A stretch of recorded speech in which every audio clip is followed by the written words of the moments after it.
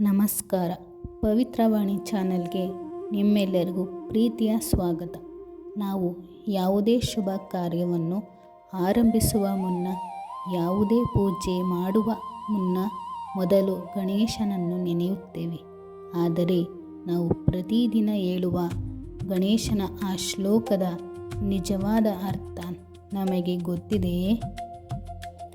ಆ ಶ್ಲೋಕದಲ್ಲಿ ಅಡಗಿರುವ ದೇವರ ಜ್ಞಾನ ನಮ್ಮ ಜೀವನದ ಎಲ್ಲ ಕಷ್ಟಗಳನ್ನು ಹೇಗೆ ದೂರ ಮಾಡುತ್ತದೆ? ಬನ್ನಿ, ಇವತ್ತಿನ ವಿಡಿಯೋದಲ್ಲಿ ಅದರ ಸಂಪೂರ್ಣ ರಹಸ್ಯವನ್ನು ತಿಳಿಯೋಣ. ಗಜಾನನಂ ಭೂತಗಣಾದಿ ಸೇವಿತಂ ಕಪಿತಂ ಜಂಬೂ ಫಲಸಾರ ಭಕ್ಷಿತಂ ಉಮಾಸುತಂ ಶೋಕ ವಿನಾಶ ಕಾರಣಂ ನಮಾಮಿ ವಿಘ್ನೇಶ್ವರ ಪಾದ ಪಂಕಜಂ.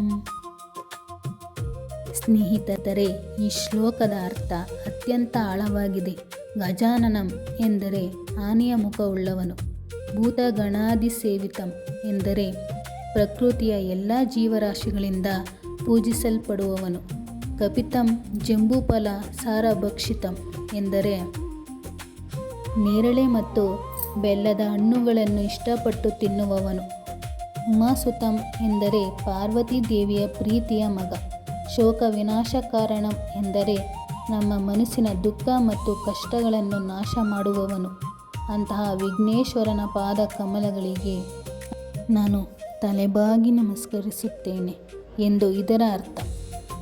ಈ ಶ್ಲೋಕ ನಮಗೆ ಕಲಿಸುವ ಬದುಕಿನ ಪಾಠ ಏನೆಂದರೆ, ನಮ್ಮ ಜೀವನದಲ್ಲಿ ಎಷ್ಟು ಅಡೆತಡೆಗಳು ಬಂದರೂ ನಾವು ಗಣೇಶನಂತೆ ದೊಡ್ಡ ಮನಸ್ಸು ಮತ್ತು ಬುದ್ಧಿವಂತಿಕೆಯಿಂದ ಯೋಚಿಸಬೇಕು.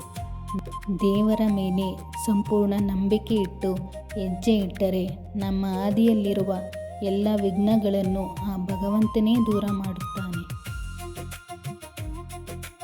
ದೇವರ ಜ್ಞಾನದಲ್ಲಿ ಸದಾ ನೆಮ್ಮದಿ ಇರುತ್ತದೆ. ಪರಿಸ್ಥಿತಿ ಏನೇ ಇರಲಿ, ಬೆಳಗ್ಗೆ ಎದ್ದ ತಕ್ಷಣ ಪ್ರೀತಿಯಿಂದ ಗಣೇಶನನ್ನು ನೆನೆದು ಈ ಶ್ಲೋಕವನ್ನು ಹೇಳಿ, ನಿಮ್ಮ ದಿನ ಅದ್ಭುತವಾಗಿ ಸಾಗುತ್ತದೆ. ಈ ಮಾಹಿತಿ ನಿಮ್ಮ ಮನಸ್ಸಿಗೆ ಆನಂದ ನೀಡಿದರೆ ವಿಡಿಯೋವನ್ನು ಪ್ರೀತಿಯಿಂದ ಲೈಕ್ ಮಾಡಿ, ನಿಮ್ಮ ಸ್ನೇಹಿತರಿಗೂ ಶೇರ್ ಮಾಡಿ. ನಮ್ಮ ಪವಿತ್ರವಾಣಿ ಚಾನಲ್ಗೆ ಸಬ್ಸ್ಕ್ರೈಬ್ ಆಗಲು ಮರೆಯಬೇಡಿ. ಸದಾ ದೇವರ ಜ್ಞಾನದಲ್ಲೇ ಇರಿ, ಪ್ರೀತಿಯಿಂದ ಬಾಳಿ. ಧನ್ಯವಾದಗಳು. ಆ ವಿಘ್ನೇಶ್ವರ ನಿಮಗೆ ಸದಾ ಒಳ್ಳೆಯದನ್ನು ಮಾಡಲಿ.